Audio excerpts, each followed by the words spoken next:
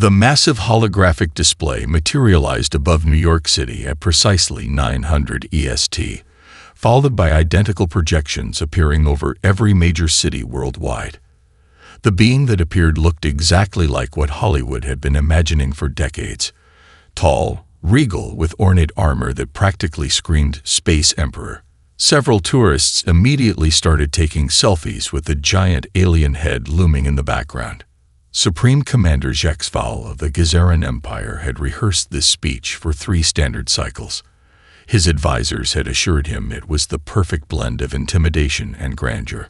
What he hadn't expected was the barely concealed smirk on Admiral Jessica Thompson's face as she watched from Pearl Harbor Command. By the authority of the 10,000-year reign, the alien commander began, his translator converting his clicks and whistles into Earth languages. We claim this system as part of the mighty Gazeran Empire. Your primitive species will. Ma'am, Lieutenant Parker interrupted, sliding a tablet across Admiral Thompson's desk. Analysis of their fleet formations just came in. Thompson took one look at the data and had to bite her lip to keep from laughing. The mighty alien armada, spread across the solar system in what they clearly thought was an impressive display of force, was arranged in perfect 2-dimensional patterns. Like someone had taken a Naval Academy textbook from the 1800s and simply lifted the formation straight into space. They do realize space has 3 dimensions, right? She muttered, watching as more data poured in from Earth's stealthed observation posts. Meanwhile, HFY continued his carefully prepared speech. Our fleet of 10,000 ships stands ready to enforce our will. Your pitiful defenses cannot hope to match our superior technology, refined over millennia off. Admiral, another officer called out, you need to see their weapon specifications. Thompson walked over to the holographic display, coffee mug in hand. The breakdown of the alien fleet's capabilities scrolled past her eyes. When she reached their devastating main cannon specifications, she did spit out her coffee. Their flagship's main gun, she said slowly, has less firepower than a standard Earth destroyer. Are we sure these readings are correct? Triple-checked, ma'am. They seem to have focused entirely on size and aesthetics, their actual combat capabilities. The officer trailed off, struggling to maintain professional composure. Back in the public broadcast, HFY had reached the part of his speech designed to demonstrate the Empire's absolute control of space travel. Our mastery of hyperspace lanes allows us to traverse the galaxy with unmatched precision. Resistance is futile, as we can strike anywhere along these established paths. In the command center, Thompson pinched the bridge of her nose. They're locked into fixed travel routes, like some kind of space railway system. She looked at the tactical display showing Earth's more numerous but smaller ships, capable of jumping in any direction they pleased. No wonder they arranged everything in 2 dimensions. They literally can't think outside their lanes. The Supreme Commander's speech reached its crescendo. You have 2 of your Earth days to prepare your surrender ceremonies. We expect them to be appropriately elaborate, befitting our status. As the hologram faded, the command center erupted into poorly suppressed laughter. Thompson raised her hands for quiet, managing to keep her voice steady despite her twitching lips.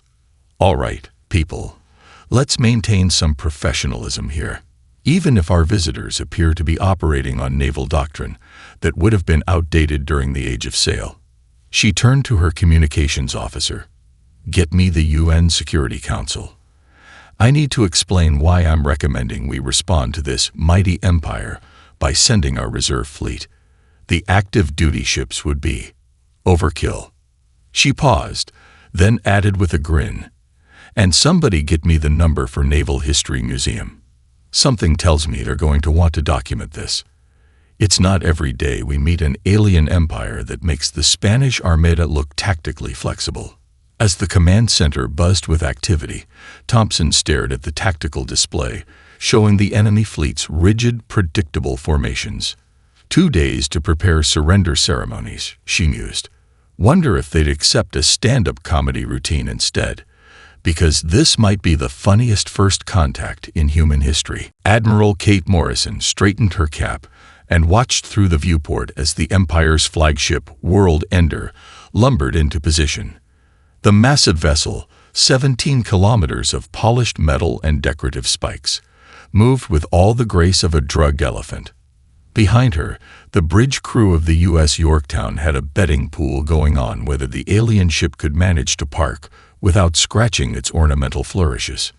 "Ma'am," Lieutenant Rodriguez called out, "the Empire's delegation requests permission to dock." "There," but insisting we clear all other vessels from within 2 kilometers of their approach vector. Morrison smiled. "Tell them our ships will maintain their current positions. If their helmsman can't handle a little traffic, they might want to reconsider their career choices." Through the viewport, Earth's primitive fleet continued their combat drills. The destroyers U.S. Halsey and U.S. Mitchell wove through complex three-dimensional patterns, while a wing of fighters practiced their infamous Chaos Protocol maneuvers. Each move had been carefully calculated to look completely random while maintaining perfect spatial awareness. The Empire's docking procedure took 23 minutes. Morrison's crew timed it. When the delegation finally emerged from their shuttle, Morrison had to admire their commitment to intimidation aesthetics. High Commander Mike Sven wore armor that probably cost more than a small starship, complete with a cape that seemed to defy gravity. His honor guard carried ceremonial weapons larger than themselves. "Welcome aboard the Yorktown," Morrison said cheerfully. "Coffee? We've got a fresh pot, and I hear your species can actually drink it. Though I should warn you, it's Navy coffee, strong enough to strip paint." The High Commander's facial tentacles twitched in what Morrison's Senate psychology briefing suggested was confusion. "We are here to discuss your surrender, not share beverages." "Right. About that." Morrison gestured to the briefing room's main display, "while your shuttle was parking. Eventually, we took the liberty of preparing a presentation. Lieutenant, pull up the combat simulation." The holographic display sprang to life, showing the Empire's fleet in its current formation. Red markers highlighted their fixed positions and predictable patrol routes. "Now," Morrison continued, taking a sip of her coffee, "we notice you folks really like your straight lines and geometric patterns. Very orderly. But there's just one small problem." She tapped a control, and the simulation added a dozen Earth vessels moving in seemingly random patterns. The Empire's neat formations dissolved into chaos as they tried to track the erratic movements. "Your tactical computers are trying to predict our moves based on your standard doctrine," Morrison explained. "Unfortunately for them, we threw out predictable tactics around the same time we stopped using sails. Lieutenant, show them the Magellan maneuver." The simulation showed a small Earth corvette executing a series of impossible-looking turns, ending up behind an Imperial dreadnought's bridge. Like Sven's honor guard collectively took a step back. "That's impossible," the High Commander stated. "No ship can alter course that rapidly. The crew would be reduced to paste." Morrison grinned. "Inertial dampeners. Pretty basic tech, really. We figured it out around the same time we were inventing decent coffee makers. Speaking of which, are you sure you won't have a cup? It pairs great with existential crisis. Our empire has ruled 3 spiral arms for 10,000 years." Invented. Though his tentacles were distinctly pale. "Your primitive vessels are currently being piloted by our B team," Morrison interrupted. "Most of our veteran crews are on summer vacation. We had to call in reservists for this meeting. Which reminds me," she checked her watch, "we should wrap this up in the next hour. The Halsey's crew has a barbecue planned, and I heard Chief Watson is making his famous ribs." The High Commander stared at her, all 4 eyes blinking in sequence. You schedule recreational food preparation during a first contact crisis. Of course, can't negotiate on an empty stomach. Plus, the crew that grills together, kills together. That's an old Earth military saying. Well, I just made it up, but it should be one. As if to punctuate her point, The U.S. Mitchell chose that moment to execute a perfect corkscrew maneuver past the briefing room's viewport, close enough to read the bumper sticker on its hull. "Honk, if you love breaking physics." "Now then," Morrison said, finally taking pity on the increasingly distressed-looking delegation, "shall we discuss more reasonable diplomatic options? I'm thinking cultural exchange program. You folks clearly need to learn how to relax, and we happen to be experts at that." Senior cultural observer Ruskton clutched his data tablet like a shield as he watched the chaos unfold in the Pacific Ocean. The Empire had sent their finest anthropological team to understand why their standard intimidation tactics had failed so spectacularly. Unfortunately, they'd arrived during what the humans call the annual International Naval War Games, and nothing made sense anymore. "They're doing it wrong again," his junior assistant whispered in horror as the U.S. Chesapeake executed a maneuver that their analysis software labeled as tactically insane. The submarine had cut its engines, dropped into a thermal layer, and was essentially playing hide-and-seek with a Japanese destroyer. "Add it to the list," Ruskton sighed, making another note. The list of inexplicable human combat behaviors was already 17 pages long, and they'd only been observing for 3 days. From their observation platform, graciously provided by the humans aboard the U.S. Enterprise, they watched as 2 fighter squadrons engaged in what the humans called a dogfight. The Empire's combat computers repeatedly crashed trying to predict flight patterns that seemed to ignore basic laws of physics. "Sir," his assistant's voice reached a pitch previously thought impossible for their species, "that pilot just jumped out of their damaged fighter, used their emergency thrust pack to bounce off a passing drone, and landed in their wingman's rear gunner seat." Ruskton finished, rubbing his eye stalks. "I saw it. Lug it under impossible things humans do before breakfast." The observation team had arrived expecting to document primitive military exercises. Instead, they found what appeared to be a combination of combat drills, sporting event, and festival. Their confusion reached new heights when they realized the humans were broadcasting the entire event live, complete with commentary and something called instant replays. "Listen to this," one of the observers called out, playing a radio transmission they'd intercepted. "What an amazing save by Lieutenant Parker. That's going to be a highlight reel moment, folks. And yes, for those keeping score at home, that counts as 2 points for style and a bonus point for using an enemy missile as a makeshift surfboard." Ruskton made another note. "Humans appear to award extra credit for making deadly situations look, in their words, totally awesome." The afternoon brought new horrors as the submarine exercises continued. The cultural team watched in disbelief as crews competed to see who could surface their vessel closest to a target buoy while remaining undetected. The winning crew celebrated their victory by having a dance party on their conning tower. "Sir," his assistant said weakly, "I've been analyzing their training protocols. Did you know they deliberately introduce random equipment failures during exercises?" "Surely not," Ruskton replied. "No species would intentionally handicap themselves during combat training. They call it Murphy's Law training.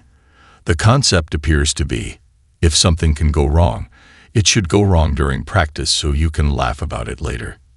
The observer team's collective horror reached its peak during the evening's events. Rather than conducting a proper after-action review, the various crews gathered on the Enterprise's flight deck for something called a cookout.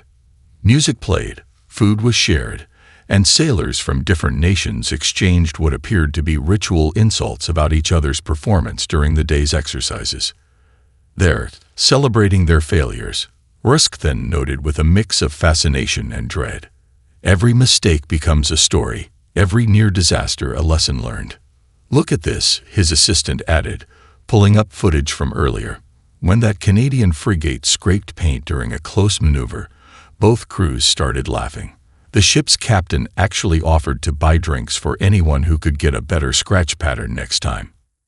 Ruskton stared at his report, 17 pages of documented insanity that would surely get him demoted when he submitted it to Imperial Command. He watched as a group of pilots reenacted their day's best crashes using dinner rolls and condiment bottles as props. Final observation for today, he dictated. Humans don't just train for chaos. They embrace it, celebrate it, and somehow turn it into an advantage. Most worryingly, they appear to be having fun doing it. As if to punctuate his point, cheers erupted from the flight deck as someone started a conga line, led by a submarine commander still dripping wet from what had been logged as a tactical unplanned swimming exercise. Lieutenant Commander Mike Rodriguez was halfway through grilling the perfect burger when the alert came through. The Empire, apparently tired of being laughed at, had launched what they called their ultimate strike against Earth. The timing couldn't have been worse. It was Labor Day weekend, and most of the active fleet was either on leave or running exercises in distant sectors. "You've got to be kidding me," Rodriguez muttered, checking his phone. The alert had come right between his fantasy football draft picks. He keyed his comm while flipping the burger onto a bun. "Bridge, this is Rodriguez. Tell me we're not seriously being invaded during a holiday barbecue." "Afraid so, sir," came the reply. "Admiral Thompson says to deploy the reserve fleet. And sir, she specifically mentioned that streaming is encouraged. Something about showing the galaxy how Earth handles uninvited party crashers." Rodriguez grinned, taking a bite of his burger as he headed for the U.S. Gettysburg's bridge. The reserve fleet had a reputation for being unconventional, crewed largely by weekend warriors, civilians who served part-time. They approached space combat with what could charitably be called creative enthusiasm. "All hands, battle stations," he announced over the ship's comm. "And someone get my Twitch stream set up. If we're doing this, we're doing it with style." The Empire's fleet emerged from hyperspace in their usual perfect geometric formation. Supreme Commander Jexval had spent days planning this attack, ensuring every ship was precisely aligned for maximum dramatic effect. What he hadn't planned for was Lieutenant Sarah Martinez's impromptu demonstration of why she'd won last year's Solar Surfing Championship. Her fighter squadron turned the carefully arranged Imperial formation into an impromptu obstacle course. "Ladies and gentlemen of the stream," Rodriguez narrated as his ship executed a corkscrew maneuver between two Imperial dreadnoughts. "Welcome to How to Troll an Empire 101. First lesson. Just because something's bigger doesn't mean it's better." The chat exploded with emotes and cheers as the Gettysburg's point defense systems painted a smiley face in laser fire across an Imperial ship's bow. The Empire's return fire, while impressive-looking, proved about as effective as throwing rocks at a hurricane. "Now watch this," Rodriguez continued, his voice taking on the tone of a gaming streamer. This next maneuver was actually inspired by a cat video. You know how cats knock things off tables. Well, the Gettysburg executed a diving roll that should have been impossible for a ship its size, effectively bumping an Imperial cruiser out of formation. The larger vessel spent the next 10 minutes trying to correct its position, looking like a confused whale attempting ballet. Poggers in the chat, folks, and shout out to XXS Space Ninja 420XX for the 500-bit donation. Yes, we can do a barrel roll, and yes, it will make the Empire's targeting computers have an existential crisis. The battle, if it could be called that, quickly devolved into what looked more like an elaborate dance competition. The reserve fleet, comprised of everything from retired military personnel to space truckers who served one weekend a month, approached combat with a creativity that no military doctrine could predict. "Sir," his tactical officer reported, trying not to laugh, "the Imperial flagship is demanding we fight with proper decorum." Proper decorum. Rodriguez raised an eyebrow at his stream camera. "Chat, should we show them some proper decorum?" The response was immediate and overwhelming. The chat filled with suggestions, each more ridiculous than the last. "Well, the people have spoken," Rodriguez announced. "Helm, execute Operation Rickroll." The Gettysburg's external speakers, normally used for emergency broadcasts, began blasting a centuries-old music video across all frequencies. The Imperial command structure's confusion was palpable as their translation software tried to make sense of the lyrics. "Never gonna give you up," Rodriguez sang along, as his ship performed what he dubbed the Dancing Queen maneuver around the Imperial flagship. "Never gonna let you down, never gonna run around and desert you." The stream reached 1 million viewers just as the Empire began their retreat, their perfect formations in shambles. Rodriguez's final kill count: 3 Imperial ships disabled, 2 forced into retreat, and 1 convinced to defect after his crew explained the concept of weekends to them. "And that's game, folks," Rodriguez concluded, straightening his cap for the camera. "Don't forget to like and subscribe, and remember, Earth's Navy, making empires question their life choices since 2025. Captain Emily Watson of Earth's Cyber Command stared at her ancient keyboard with undisguised glee. The Empire's quantum-encrypted networks had turned out to be about as secure as a screen door on a submarine. Now, she and her team of primitive hackers were about to give the Empire's propaganda department an unexpected makeover. "Status report," she called out to her team, who were working on computers that would look more at home in a museum than a military installation. "Their firewalls are adorable," Lieutenant Yang responded, typing on what appeared to be a keyboard from the 1990s. "They've never heard of social engineering. I got administrator access by convincing their AI I was its therapist." Watson nodded, taking the sip from her world's okayest hacker mug. The Empire's entire military network ran on predictable protocols that hadn't been updated in centuries. Their idea of security was making everything so pompous and complicated that they assumed no one would bother trying to break in. "Ready for Operation Party Crash?" she asked, fingers hovering over her keyboard. "Remember, we're not here to steal their secrets.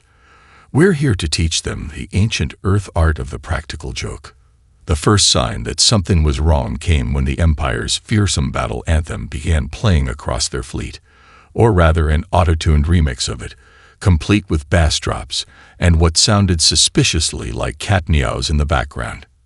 Supreme Commander HFY was in the middle of recording another threatening message when his script suddenly transformed into the lyrics of "Never Gonna Give You Up."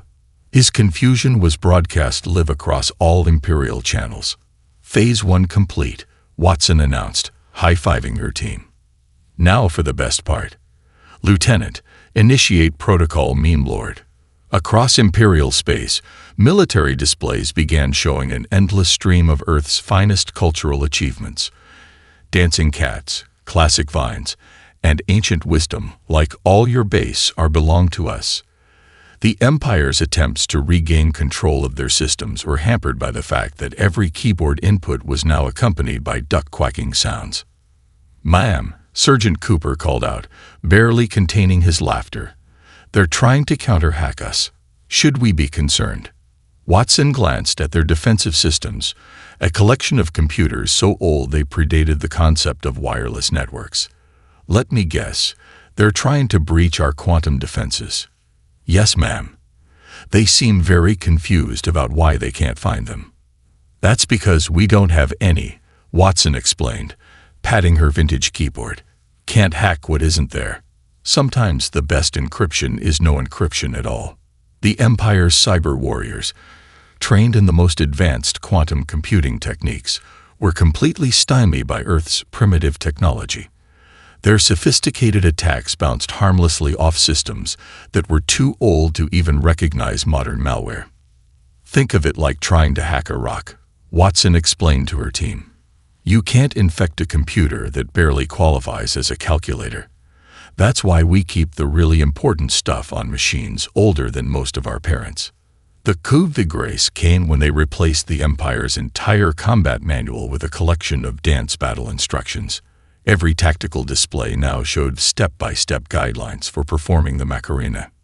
"Sir," an Imperial technician reported to HFY, "the humans have somehow replaced our battle formations with something called the electric slide."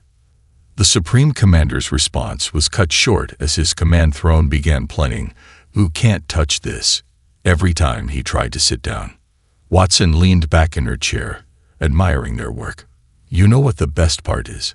They're so convinced that advanced technology equals better technology that they'll spend months looking for some sophisticated hack.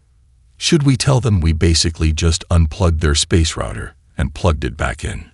Lieutenant Yang asked. Nah, Watson replied, starting work on their next surprise. Let them keep their illusions. Besides, I'm not done yet.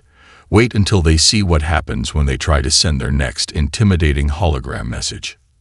Somewhere in Imperial space, a very confused propaganda minister was trying to figure out why every official broadcast now ended with, "That's all, folks," and a cartoon rabbit munching a carrot. Imperial Captain Orcs had always been considered peculiar by Empire standards. While other officers spent their free time memorizing ancient battle formations, they found themselves fascinated by the random patterns in stellar phenomena. So when they witnessed the U.S. Nashville coordinate a perfect attack sequence while simultaneously holding a chili cook-off, something in their rigid imperial mindset finally snapped.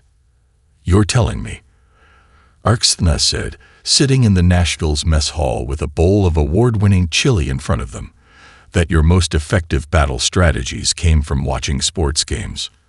Commander Jack Reynolds nodded, adding extra hot sauce to his own bowl. "Football, basketball, hockey. You'd be amazed how many military maneuvers started as gameplays. That triple feint move that drove your targeting computers crazy last week, inspired by a basketball fake-out from the 2023 NBA Finals." The Imperial captain's facial tentacles twitched in what the crew had learned was their equivalent of a mind-blown expression.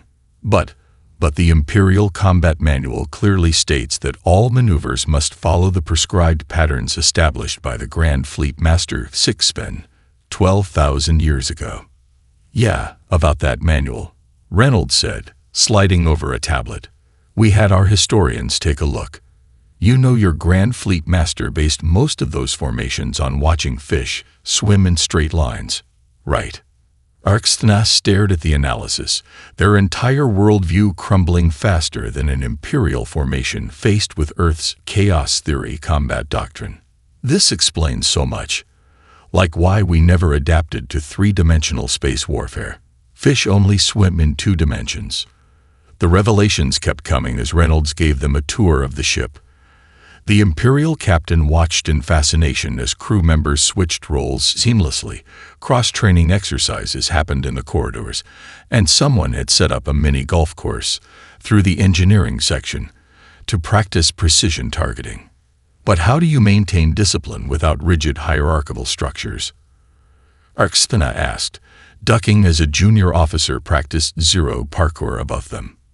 "Simple," Reynolds explained, catching the stray golf ball without looking. "We figure the more comfortable people are with chaos in training, the better they'll handle it in actual combat. Plus, happy crews fight better. Speaking of which, want to join our weekly karaoke night? Nothing builds unit cohesion like butchering classic rock songs together."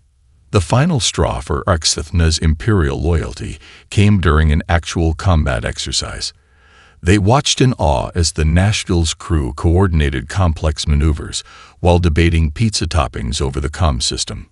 "Executing Delta Formation," one officer called out, then added, "And pineapple absolutely does belong on pizza. Fight me about it." "Vector adjusted," another responded, "And you're wrong about the pineapple, but I'll defend to the death your right to be wrong." The whole exchange happened while the ship pulled off what Imperial calculations had deemed mathematically impossible maneuvers. That's when Orcs made their decision. "Commander Reynolds," they announced formally, "I wish to defect to Earth's Navy. I can provide detailed information about Imperial protocols, though I suspect you'll just use it to make better memes." Reynolds grinned. "Welcome aboard. First order of business. Help us annotate this copy of your combat manual. We're publishing it with commentary titled How to Fight Like You've Never Read a Book, a guide to unlearning everything the Empire taught you." The resulting document became an instant underground sensation across Imperial space. Orcs' footnotes were particularly popular. Section 147. Standard response to enemy innovation. This suggests maintaining formation while calling the enemy's tactics improper. Note, this is like complaining about the rules while someone is actively winning the game. Appendix C. Proper battle aesthetics. Entire section can be summarized as, looking impressive is more important than being effective. Earth-Navy alternative. If it looks stupid but works, it isn't stupid. Within weeks, copies were being passed around Imperial academies like contraband.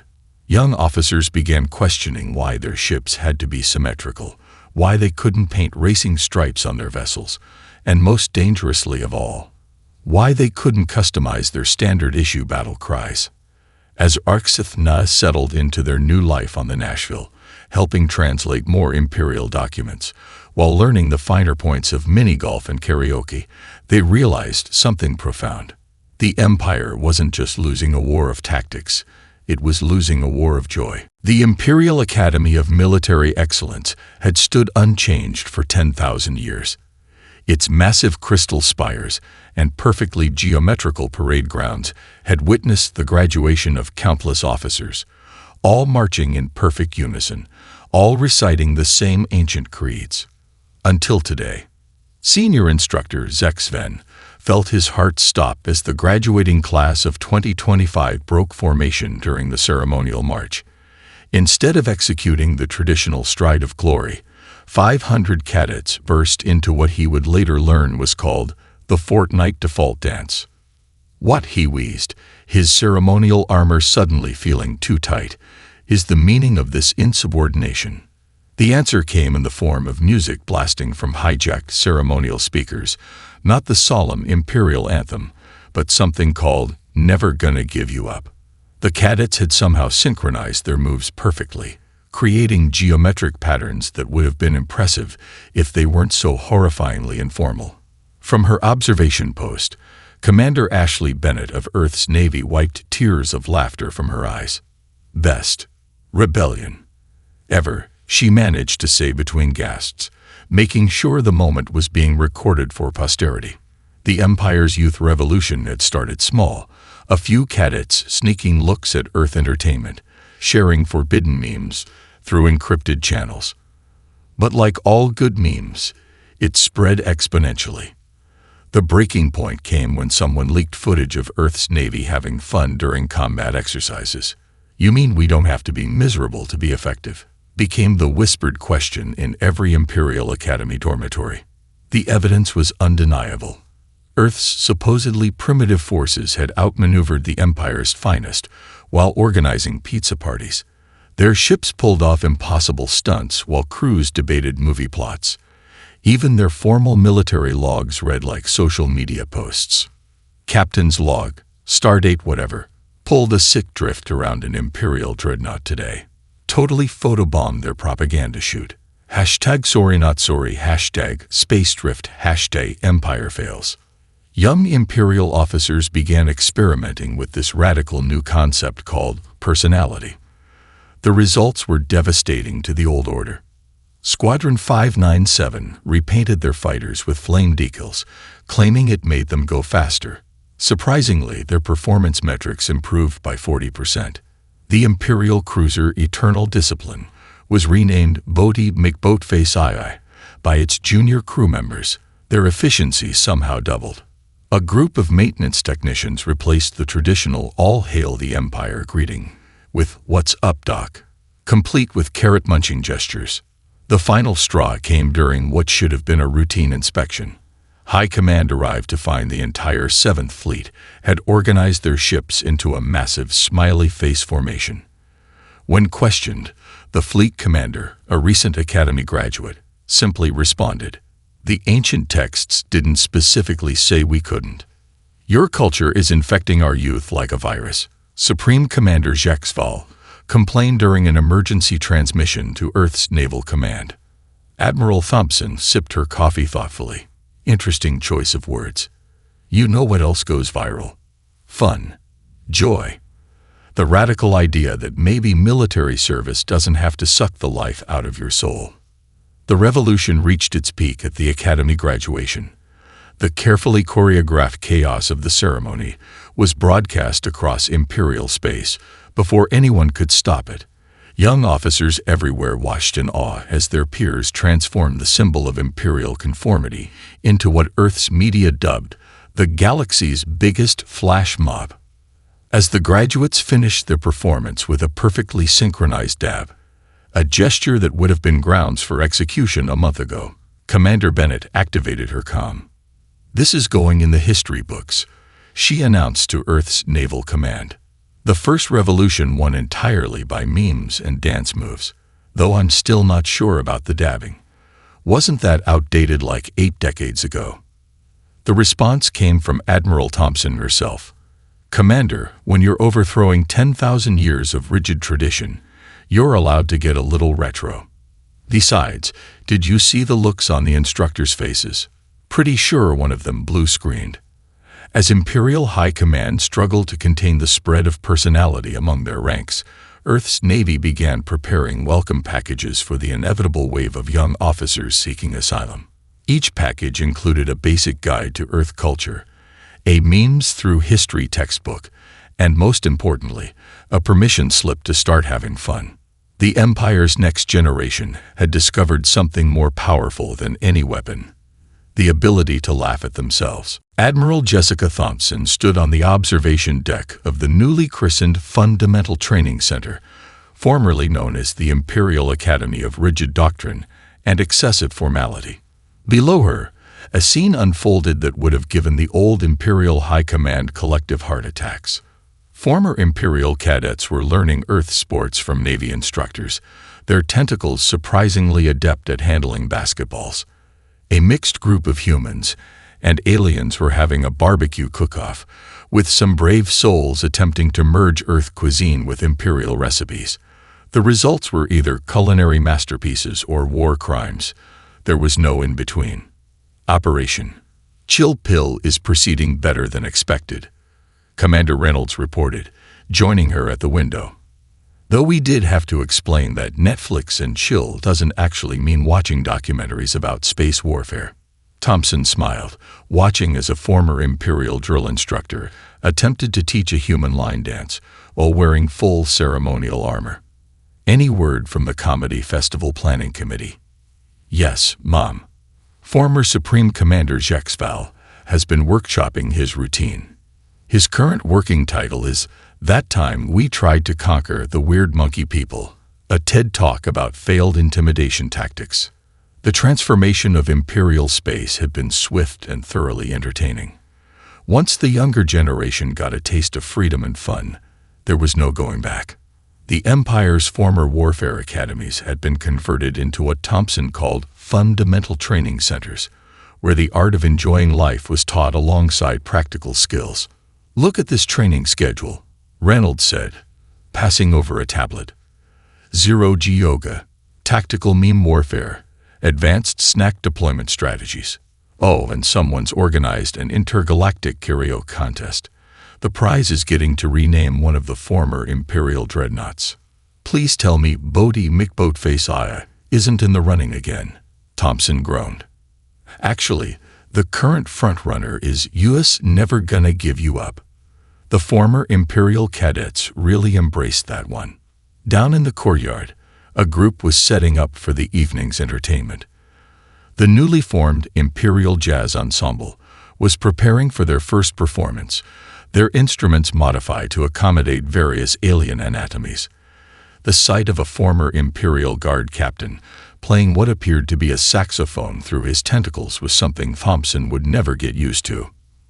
"Ma'am," a junior officer called out, "we've got the latest cultural integration reports. You're going to want to see this." The statistics were impressive. Laughter levels in former Imperial space had increased by 3,000%. Creativity scores were off the charts. The concept of casual Fridays had spread like wildfire, though there had been some confusion about what constituted casual wear in a society where everyone used to wear the same uniform every day. "Oh, this is interesting," Thompson noted, reading further. "They've started their own social media platform. Called it Spacebook. Current top trending topic is #EmpireFailArmy, featuring security footage of the most hilariously failed attempts at maintaining proper imperial dignity. The biggest hit was the newly established Intergalactic Comedy Festival. Former imperial officials, who once would have executed someone for smiling incorrectly, were now competing to see who could get the biggest laughs. Jack Val's stand-up routine about his former life as a professional space grump had become legendary. You know what the best part is. Reynolds mused, watching as a group below attempted to teach the Macarena to a confused alien with 6 arms. We managed to achieve total victory without firing a shot. Well, except for that time, Lieutenant Rodriguez painted a smiley face on their flagship with the point defense lasers. Thompson nodded, then checked her watch. Speaking of victories, it's almost time for the main event. Is everything ready for the ceremonial first wave? Yes, Mom. 300 water balloons, all filled and ready for the first annual Imperial Water Balloon War Games. Former High Command is still insisting it's tactical liquid deployment training, though. Let them call it whatever helps them sleep at night. Thompson laughed. As long as they're having fun. As she watched the former Empire embrace joy, creativity, and the occasional water balloon fight, Thompson couldn't help but feel proud. They had turned an entire civilization around not through force, but through the simple act of showing them how to laugh. Mission accomplished, she murmured, then grabbed her swimsuit. After all, she had a water balloon war to win.